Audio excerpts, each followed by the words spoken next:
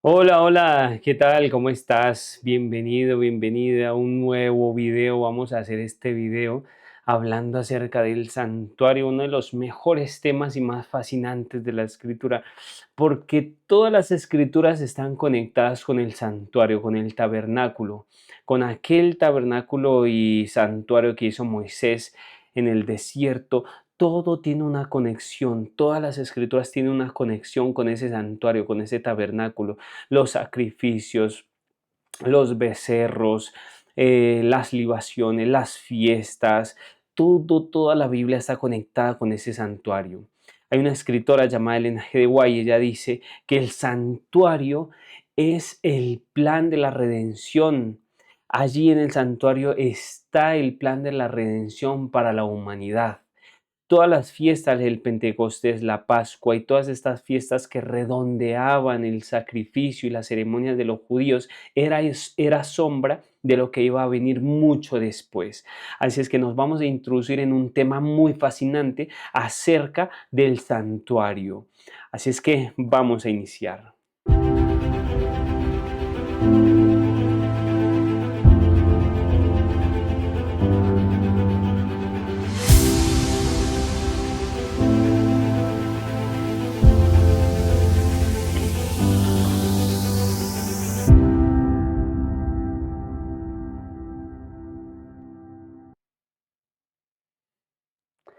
Ok, vamos entonces a iniciar Éxodo capítulo 31, versículo al 18. Con este versículo empezamos, pero me gustaría antes de iniciar orar. Así es que allí donde ustedes están, si ustedes están manejando en este momento cuando estén viendo el video o haciendo una actividad en la que no pueden orar, no te preocupes, pero si puedes orar, cierra tus ojitos y vamos a orar. Oremos. Eterno Dios que estás en los cielos, vamos a estudiar tu palabra y queremos que al estudiar tu palabra tú nos des sabiduría para entenderla, para entender este gran tema que es el santuario. Danos sabiduría, ábrenos la mente, Señor, por medio de tu Santo Espíritu, para entenderlo y así, Señor, hacer lo que dice tu palabra. No permitas que tu palabra llegue a ti vacía, sino que llegue con mucho fruto. En el nombre de Jesús oramos. Amén. Pues bien, nos introducimos entonces en este fascinante tema que es el santuario. Vamos a empezar con lo que hizo el Señor a Moisés o las tablas que le dio el Señor a Moisés. Y allí está evidenciado en Éxodo capítulo 31, versículo 18. Y dio a Moisés, cuando acabó de hablar con él en el monte Sinaí, dos tablas del testimonio, tablas de piedra escritas con el dedo de Dios. Las únicas veces en las que Dios ha escrito con el dedo es dos veces. La primera cuando escribe las tablas de los 10 mandamientos y la segunda cuando escribe en la tierra, que Jesús es Dios, Él escribe en la tierra. Son las dos veces en las que Dios escribe. Y en esta primera vez Dios escribe lo más importante para la humanidad, que son los 10 mandamientos. Es el reflejo del carácter de Dios, es la ley.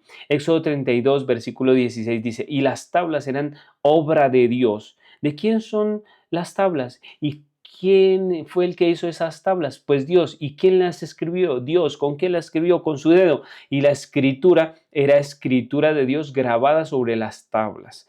Yo no creo que Dios escriba algo en las tablas o Dios escriba algo y luego lo borre otra vez. Yo creo que Dios, así como lo dice su palabra, es ayer, hoy y siempre. Él no es hijo de hombre para que cambie o que mienta, ¿sí?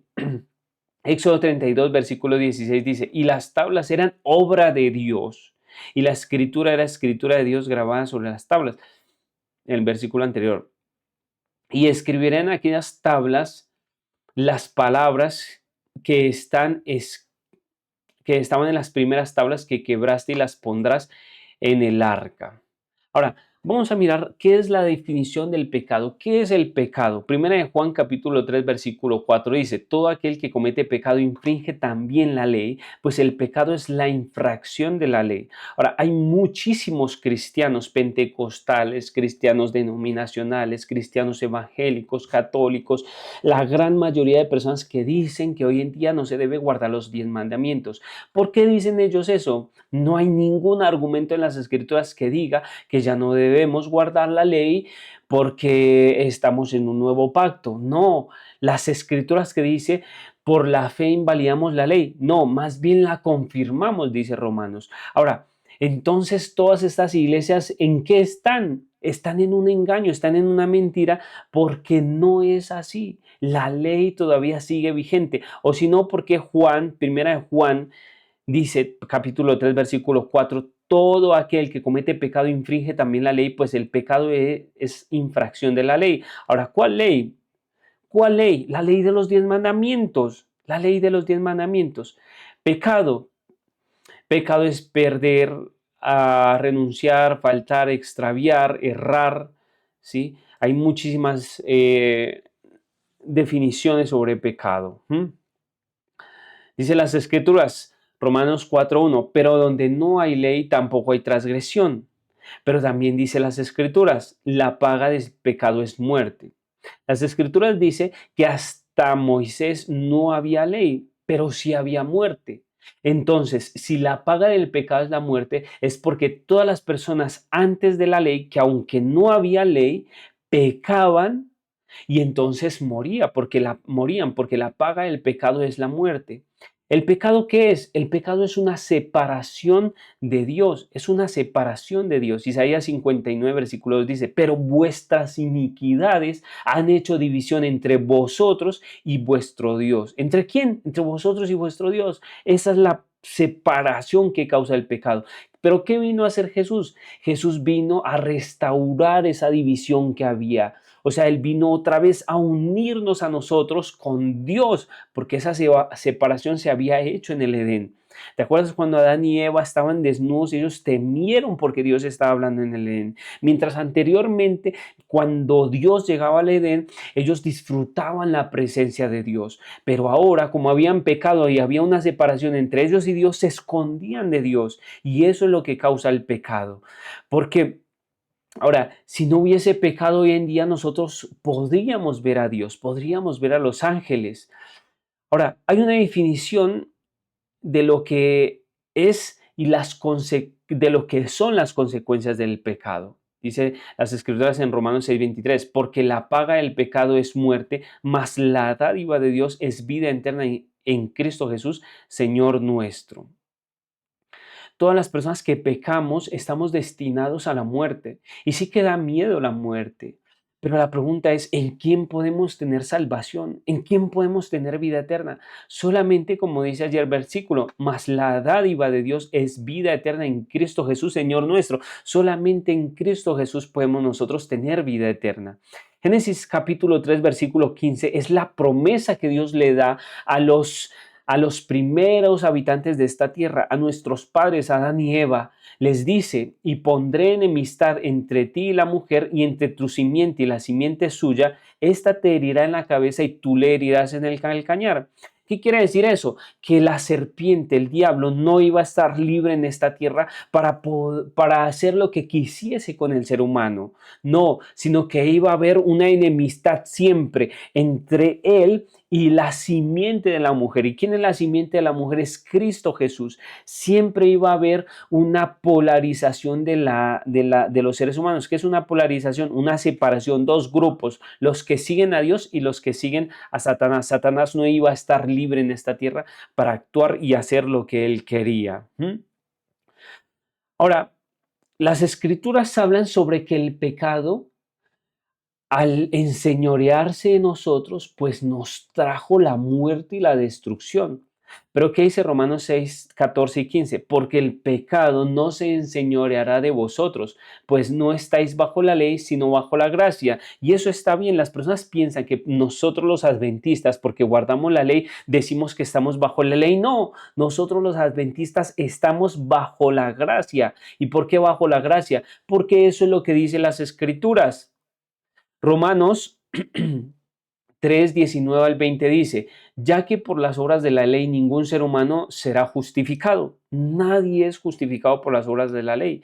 Y lo mismo te digo, mira, muchos cristianos denominacionales o evangélicos dicen, es que los adventistas están en el nuevo pacto. Nosotros no estamos en el nuevo pacto. Si estuviésemos en el nuevo pacto, nosotros celebraríamos la Pascua, el Pentecostés, sacrificaríamos a los corderos.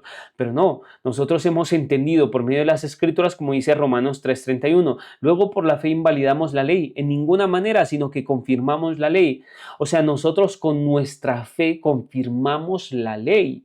Confirmamos la ley, porque si sabemos que Jesús murió por nosotros, nos pagó la deuda. ¿Y qué es la deuda? ¿Qué es la deuda? Pues son pecados que hemos cometido nosotros. Y si yo sigo cometiendo pecados, pues estoy diciendo, pues no me importa lo que hizo Jesús por mí, yo sigo pecando porque finalmente Él me los va a perdonar.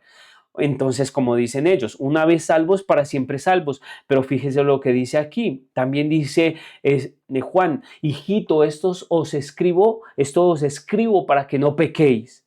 Ahora, Juan, el apóstol, nos dice, os escribo para que no pequéis. Pero el mundo cristiano evangélico hoy en día dice, una vez salvo, para siempre salvo. No importa que tú peques, no importa que tú mientas, no importa lo que hagas, la gracia de Jesús te va a perdonar aunque tú seas un pecador. Y eso es verdad. Pero ¿qué dice las Escrituras? Si confesamos nuestros pecados, Él es fiel y justo para perdonarnos y limpiarnos de nuestra maldad. Nosotros podemos cometer pecados, pero si los pecados los confesamos, entonces el Señor nos los perdona. Pero si yo peco y no los confieso y confío en que Jesús me va a perdonar, sin yo confesar los pecados, pues finalmente Jesús no los va a perdonar, porque se necesita que haya una confesión mía sobre los pecados, ¿sí? Sobre los pecados que he cometido.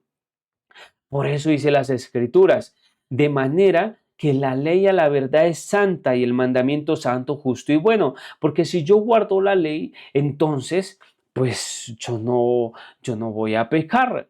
¿Y qué dice Pablo en Hebreos capítulo 10? Si pecáramos voluntariamente, ¿qué pasa? Tenemos la sangre de Cristo Jesús por inmunda y ya no hay expiación más, sino una horrenda expiación de juicio y hervor. Entonces, si pecamos voluntariamente, ¿y qué es el pecado? Como leímos anteriormente, el pecado es la transgresión de la ley. Así es que si transgredimos la ley, ¿cuál ley? La ley de los 10 mandamientos. No hay otra ley. Los cristianos evangélicos dicen, no, es que los 10 mandamientos ya no se guardan, ahora debemos de amar a Dios con todas las cosas y amar al prójimo como a nosotros mismos. Pero es que los 4 mandamientos de la ley de Dios hablan de cómo amo a Dios. Si tú amas a Dios, no tienes otros dioses. Si tú amas a Dios, no te darás imagen. No vas a orar otra imagen. Si tú amas a Dios, no tomas el nombre de tu Dios en vano. Si tú amas a Dios, pues guarda el sábado porque Él te creó, te hizo y Él te dice que descanses el sábado. Si tú amas a Dios, entonces cumples esos 4 mandamientos. Y si tú amas al prójimo, pues honras a tu padre y madre porque es tu prójimo, tú lo honras. Si tú amas a tu prójimo, pues tú no lo robas, tú no lo matas, tú no adulteras, tú no hablas en falso testimonio contra él, tú no codicias lo que él tiene. En fin, los 6 mandamientos, obviamente después de los 4 mandamientos, los 6 mandamientos hablan sobre cómo amo al prójimo. Los primeros 4 mandamientos de la ley de Dios me hablan acerca de cómo yo amo a Dios y los otros 6 me hablan de cómo yo amo al prójimo. Entonces, por eso es que la ley a la verdad es santa, justa y buena.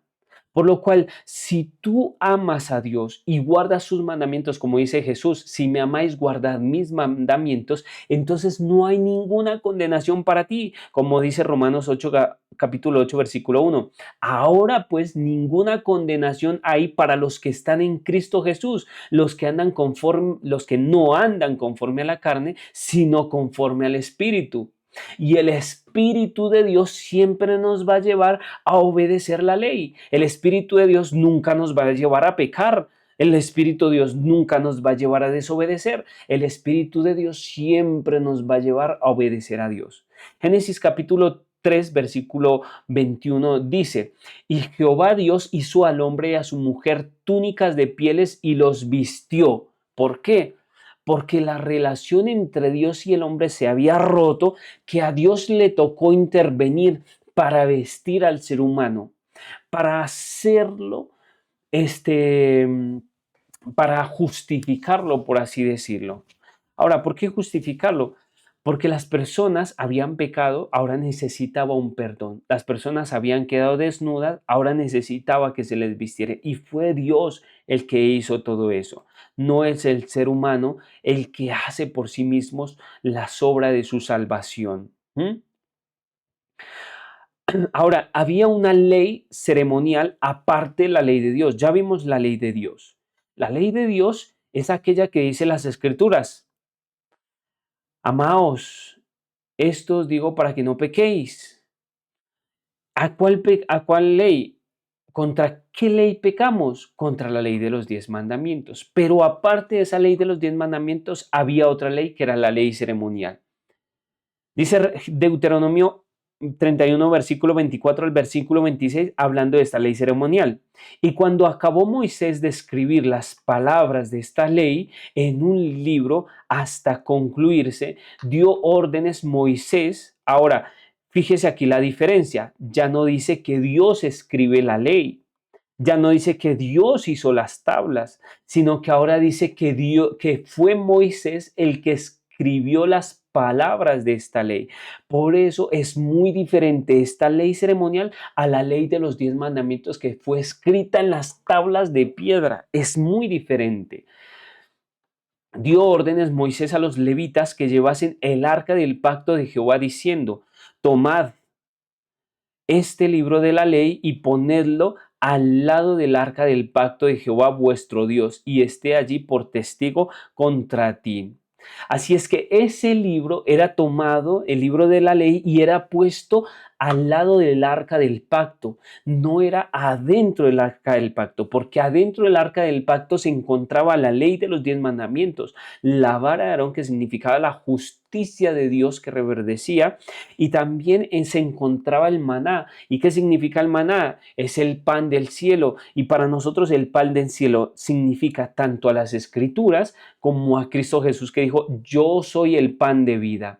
Entonces es la justicia de Dios, a Jesús como nuestro alimento, como quien nos da la vida, y también la ley que nos ayuda a ir a Jesús.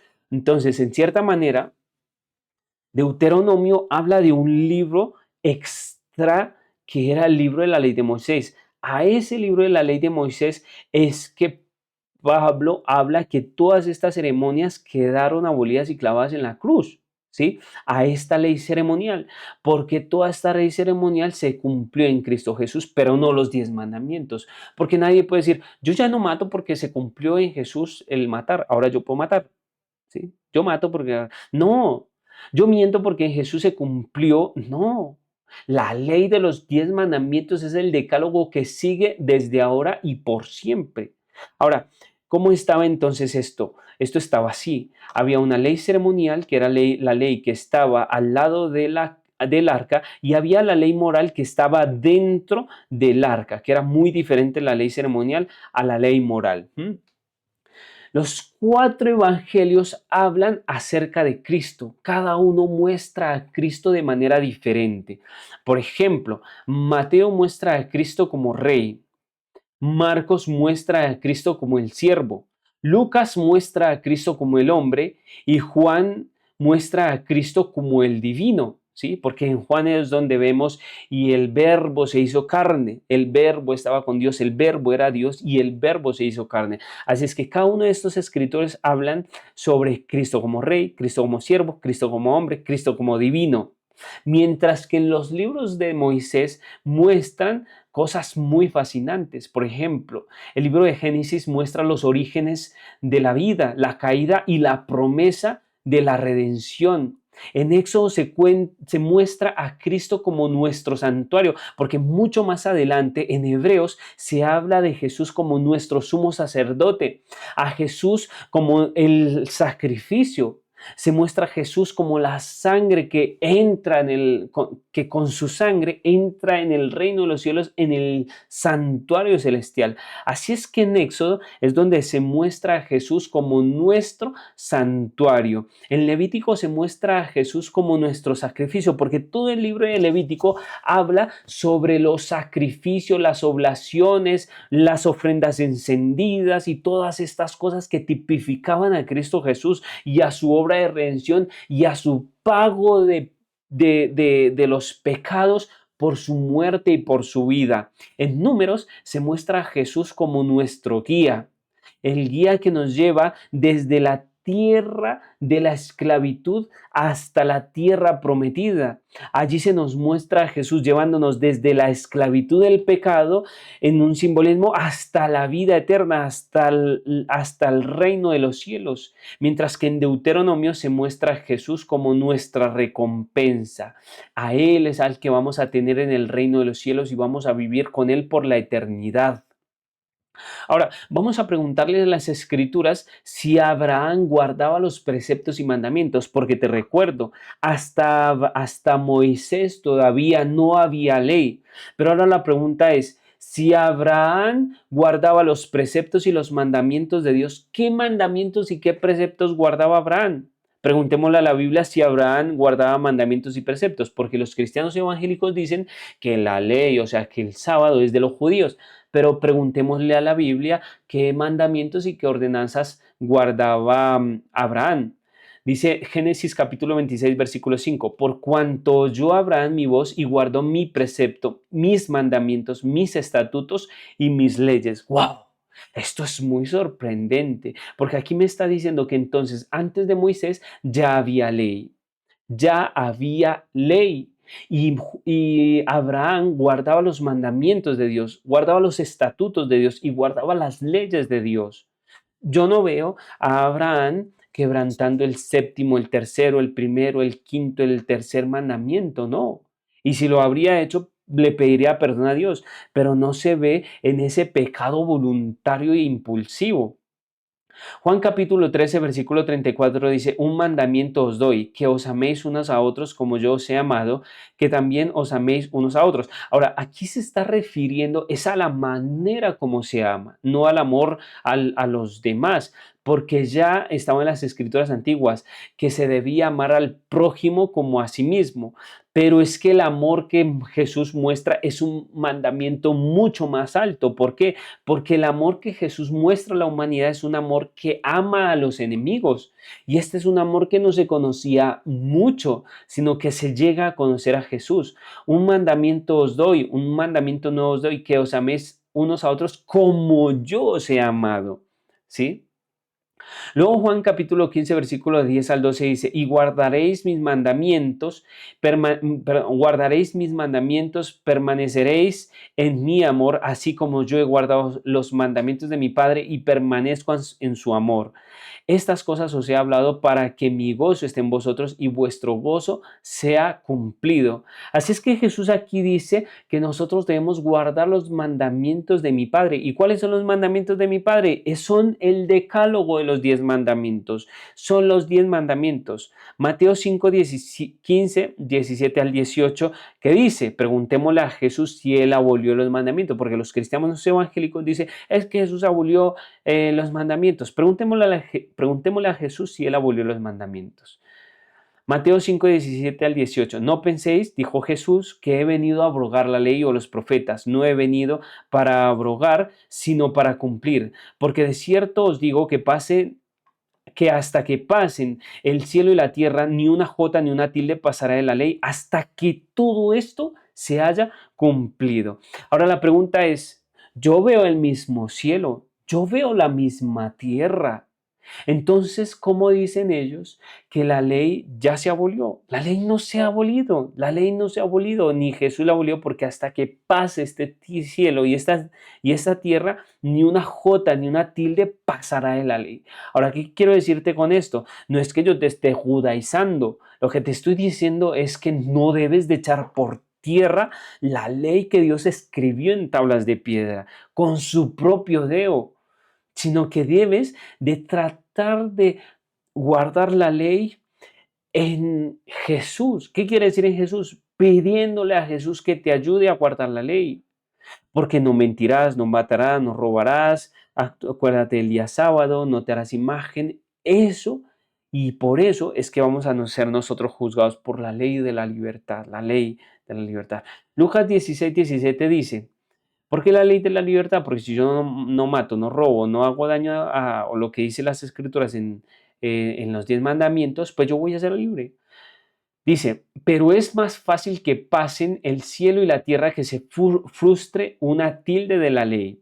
Y este cielo y esta tierra todavía siguen. O sea que no se ha frustrado ni una tilde ni una ley.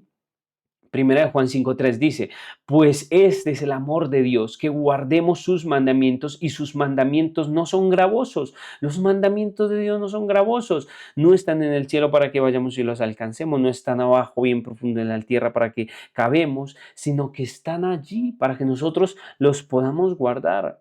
Y Jesús los guardó para que así como Él los guardó, nosotros también los guardemos. Hebreos 5:9 dice, y habiendo sido perfeccionado, vino a ser autor de eterna salvación para todos los que le obedecen. ¿Para quiénes? Para los que le obedecen en sus mandamientos. Primera Juan 5:3 dice, pues este es el amor de Dios, que guardemos sus mandamientos y sus mandamientos no son gravosos. Entonces fíjate que todas estas citas son en el Nuevo Testamento. Hebreos 5:9 dice, y habiendo sido perfeccionado, vino a ser autor de eterna salvación para todos los que le obedecen. Entonces, los evangélicos y los pentecostales y otros grupos de diferentes cristianos dicen que la ley no está en el Nuevo Testamento, que la ley está abolida, pero vamos a mirar en el Nuevo Testamento a ver si la ley no está allí. Y vamos a mirar allí lo que dice. Dice, el primer mandamiento, amarás al Señor tu Dios y a Él solo servirás. ¿Está en el Nuevo Testamento? Sí, está en el Nuevo Testamento. Mateo capítulo 4, versículo 10 y Apocalipsis 19:10. El segundo mandamiento está en el Nuevo Testamento. Primera Juan capítulo 5 versículo 21, hijitos, guardaos de los ídolos. Sí está. Y en Hechos capítulo 17 versículo 29. Sí está el segundo mandamiento. El tercer mandamiento está en el Nuevo Testamento, porque ellos dicen que no está el Nuevo Testamento, la ley de los 10 mandamientos en el Nuevo Testamento. Primera Timoteo 6:1, ¿está el tercer mandamiento en el Nuevo Testamento? Que no se ha blasfemado el nombre de Dios y su doctrina. Sí está el tercer mandamiento. ¿Está el cuarto mandamiento en el Nuevo Testamento? El sábado fue hecho para el hombre y no el hombre para el sábado. Por tanto, el Hijo del Hombre es Señor también del sábado. Marcos 2:27-28 y Hebreos 4:4. Ahora, ¿te acuerdas que Jesús dijo que en el momento en que las tropas rodearan a Jerusalén, esa era la señal para que ellos salieran de la ciudad y irían y huyeran de la ciudad a los cristianos? Esto ocurrió en el año 70. Ahora, si Jesús querría que ahora el sábado no se guardara porque Él era el reposo y como Él dijo, venid a mí todos los que estáis trabajos y cargados, que yo os haré descansar. Entonces, si Jesús hubiese pretendido que las personas ya no guarden el sábado, sino que ahora las personas crean en Jesús como su descanso, pues entonces, ¿por qué dijo Él, por qué dijo Jesús, orad para que vuestra huida no sea en invierno ni en sábado? ¿Sí? Si en el año 70 ya no se debía guardar el sábado. Entonces, fíjate ahí. Ahora, Mateo capítulo 19, versículo 19 dice, honra a tu padre y a tu madre. Si está en el Nuevo Testamento, no matarás, Romanos 13:9. No cometerás adulterio, Mateos 19:18. No robarás, Romanos 17:9. No darás falso testimonio, Romanos 13:9. No codiciarás, Romanos 7:7. Entonces, fíjate que todos estos mandamientos están en el Nuevo Testamento. Y esto es fascinante. Las Escrituras dice, ¿para qué sirve entonces la ley? Fue añadido a causa de las transgresiones, hasta que viniera la simiente a quien fue hecha la promesa. Ahora, en el santuario es donde nosotros encontramos todo lo más hermoso de las escrituras. todo lo más hermoso, porque en el santuario es donde está la mediación entre Dios y la salvación de la raza humana. Es allí y solo allí. Así es que en las Escrituras dice en Éxodo capítulo 20, versículo 8, y harán un santuario para mí y habitaré en medio de ellos. Esto es lo que dice las Escrituras. Harán un santuario en medio y habitaré yo en ellos, en medio de ellos. Esto es muy fascinante. Esto es muy fascinante. A mí me encanta estudiar el santuario, porque es en el santuario donde nosotros podemos encontrar a Cristo Jesús. Aquí a la puerta, en el inicio, se encuentra el altar de sacrificio. Aquí en el altar de sacrificio es donde Cristo Jesús muestra por medio de su santuario que Él primero tenía que padecer, Él primero tenía que morir. Al entrar del santuario se encontraban estas puertas, ¿sí? Estas puertas estaban pintadas de rojo y azul. ¿Qué significa el rojo en las escrituras? Es la sangre, el sacrificio de Cristo Jesús. ¿Qué significa el azul? Es la realeza.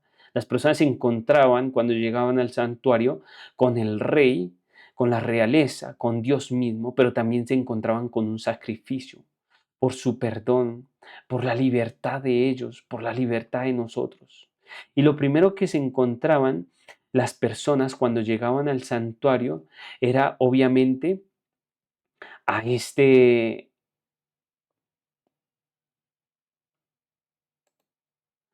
encontraban este sacrificio, ¿sí? El altar de sacrificio. Lo primero que Jesús hizo fue sacrificarse por nosotros. Eso fue lo primero que Jesús hizo. Luego, después de eso, él entra al santuario. Ahora, todo esto era una tipificación de lo que iba a venir. Pero ¿cómo funcionaba? Aquí estaba el lavacro. Dentro del santuario se encontraba dentro del santuario se encontraban los sacerdotes. Y los sacerdotes salían, se lavaban las manos, luego hacían el sacrificio, luego después de hacer el sacrificio ellos entraban, ofrecían incienso y luego otra vez volvían, se lavaban las manos para hacer los sacrificios diarios, tanto el matutino como el vespertino. Y así era como funcionaba. Esta era la manera como funcionaba, todos los días funcionaba de esa manera, ¿ok?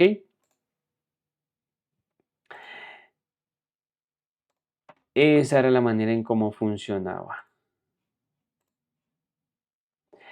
Hebreos capítulo 8, versículo 5 dice, como se le advirtió a Moisés cuando iba a erigir el tabernáculo, diciendo, mira, haz todas estas cosas conforme al modelo que se te ha mostrado en el monte. ¿Cuál era el modelo? El que acabamos de ver, era un santuario que Moisés hizo conforme a un modelo que se le había mostrado. Y después nos cuenta en Hebreos capítulo 9 versículo 24 que no entró, porque no entró Cristo en el santuario hecho de mano, figura del verdadero, sino en el cielo mismo para presentarse ahora por nosotros ante Dios.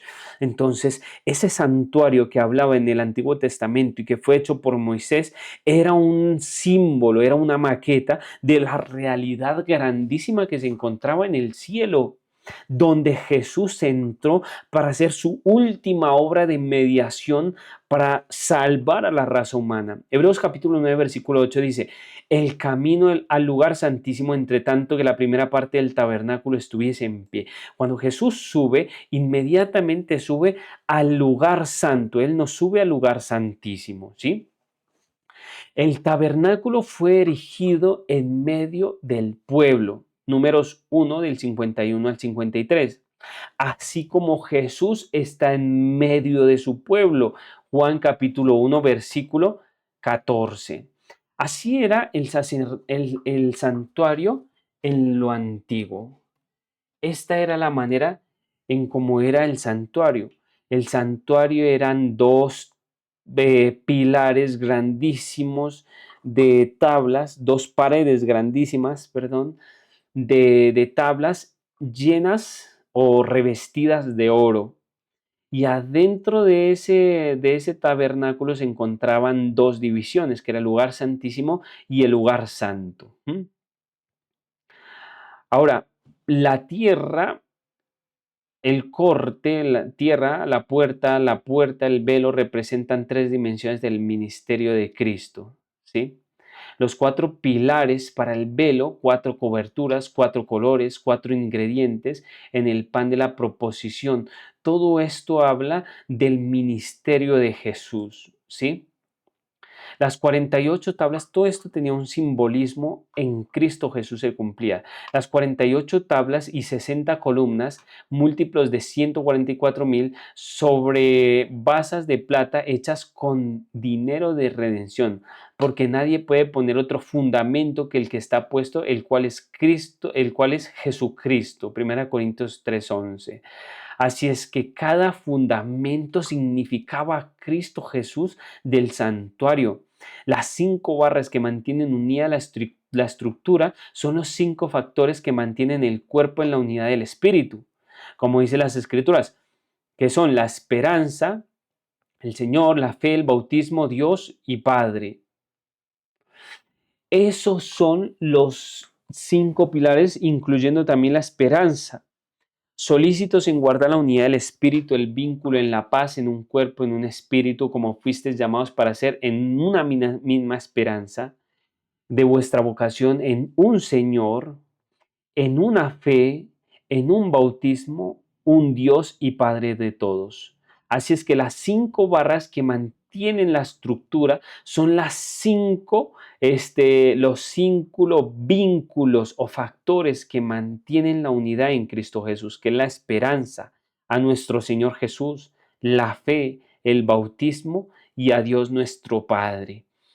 Cada uno de estos aspectos en el santuario tipificaban, simbolizaban a Cristo Jesús. Levítico capítulo 4, versículo 27 al 31 dice: si alguna persona del pueblo pecare por yerro, haciendo algo contra alguno de los mandamientos de Jehová, entonces traerá una ofrenda y pondrá su mano sobre la cabeza de la ofrenda de la expiación, la degollará en el lugar del holocausto, y el sacerdote hará expiación por él y le será perdonado.